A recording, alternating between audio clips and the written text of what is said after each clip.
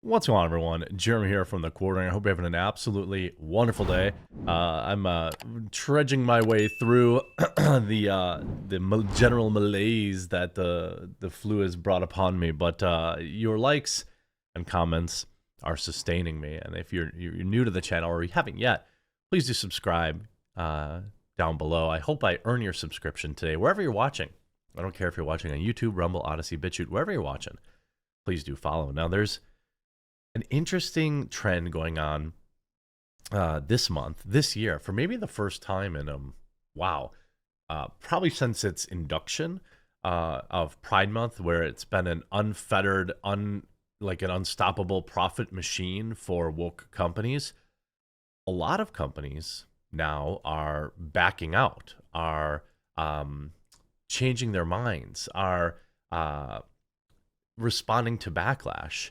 And it's going to be a question of just how far people are willing to go, how many things they're willing to push back against. But right now, it seems like just about everything is getting shut down, and corporations, large and small, even the United States military, is undoing their woke in record time. And I don't think I've seen anything like this, whether it's the U.S. Navy or it's Major League Baseball or it's any of these other companies we're going to talk about.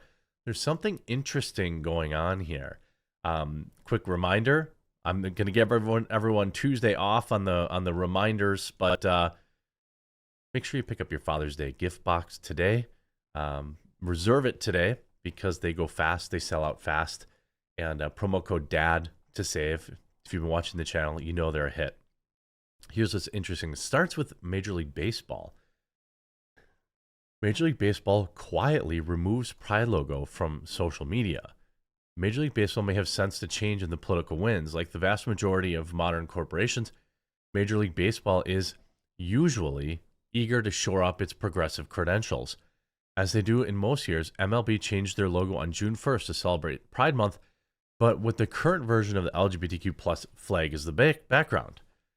But after just one day up on the league's social media accounts, it quietly disappeared, instead replaced by their traditional MLB logo just a day on both Facebook and Twitter, which is pretty interesting to me.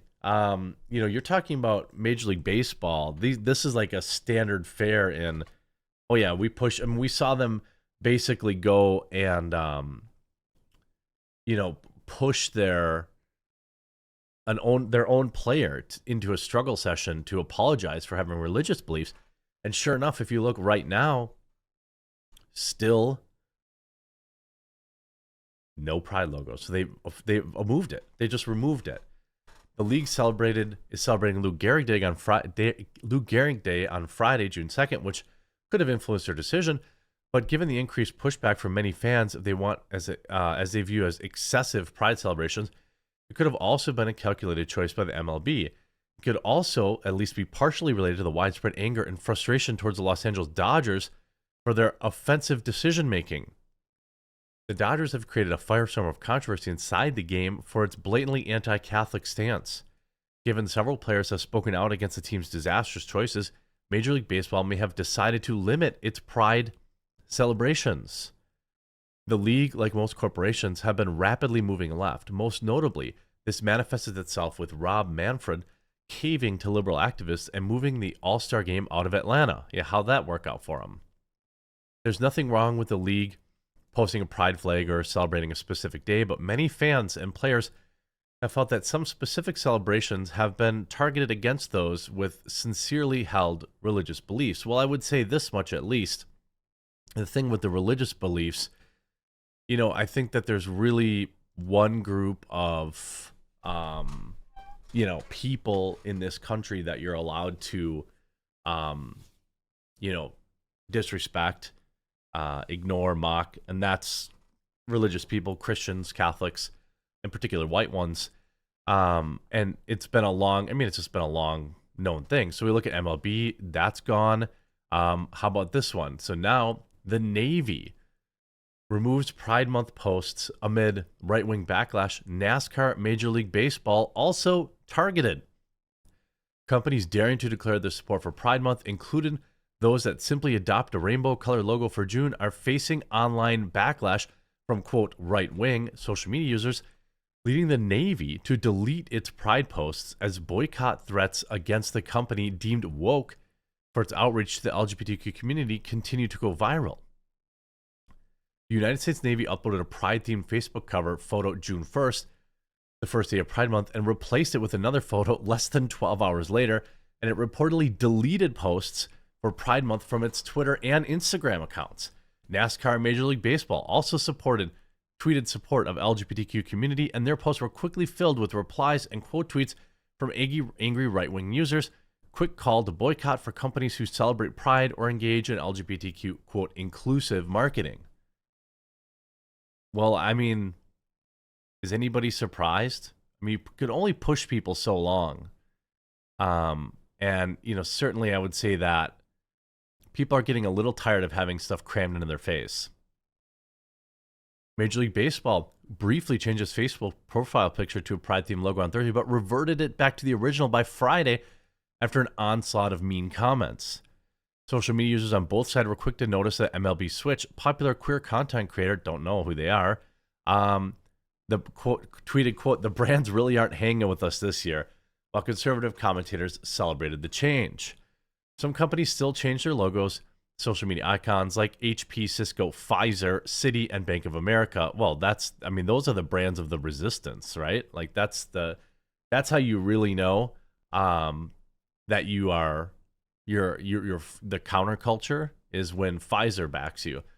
By the way, surprising fact, Navy officials reported considered disabling comments on its Pride Month Instagram post to avoid comments from, quote, rude a-holes, according to email correspondence with Fox News.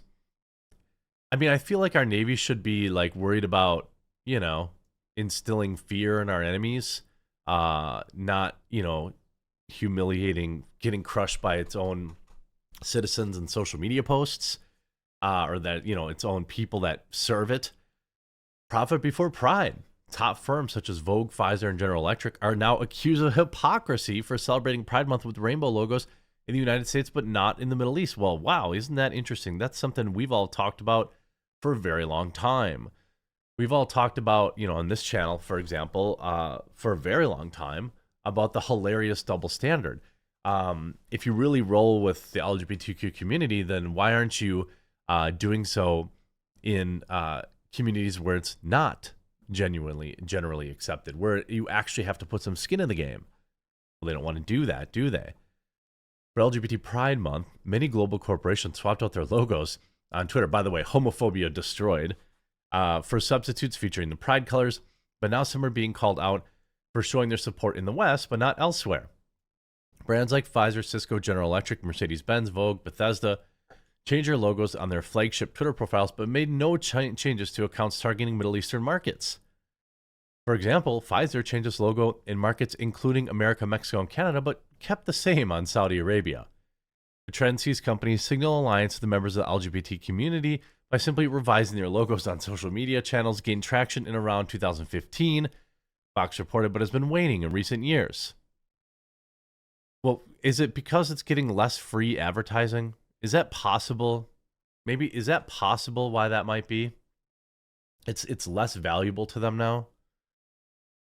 Vogue magazine had a multicolored Pride logo as main profile, which has nearly 17 million followers and gets tens of interactions a day, as well as various other people. But a simple black and white logo remained for Vogue Arabia page, which has around 26,000 followers. Some users targeted Vogue Arabia by replying to a tweet published on June 2nd. Hey guys, you forgot to change your avatar to reflect Pride. Weird, you missed the memo given that all other Vogue accounts have their Pride profile pictures, wrote one user. The choice to express solidarity in some markets but not others has been used widely as basis to challenge the sincerity of such seemingly progressive gestures. Well, it should be, don't you think? It points out the hypocrisy like quite beautifully. It shows, it proves that their support for the LGBTQ community is only profit deep. Eli David, an Israeli artificial intelligence developer, was one of the first to point out the hypocrisy via his own Twitter profile. Big corporations are running out of ink in their Middle East pages, he wrote on Saturday. What could possibly be the reason?